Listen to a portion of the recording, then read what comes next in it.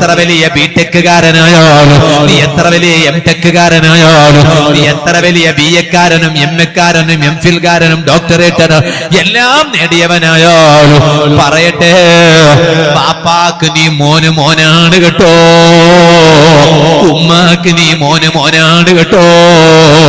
അതുകൊണ്ട് തന്നെ പാപ്പ സോഫയിലിരിക്കുമ്പോ, പാപ്പ അവിടെ നിന്ന് നിൽക്കുമ്പോ നീ അവിടെ കസേരയിൽ ഇരിക്കരുത്, പാപ്പ നിൽക്കുമ്പോ നീ ഇരിക്കരുത്. പാപ്പനെ ബഹുമാനിക്കുന്നതിന്റെ ഭാഗമാണ്. ഒരു പക്ഷേ പാപ്പ അവിടെ ഇരിക്കുന്നുണ്ടെങ്കിലോ, നീ അവിടെ ഇരിക്കുന്നുണ്ടെങ്കിലോ, പാപ്പ വന്നാൽ പാപ്പനെ കാണുമ്പോ നീ അങ്ങ് എണീറ്റ് നിന്നോളണോ.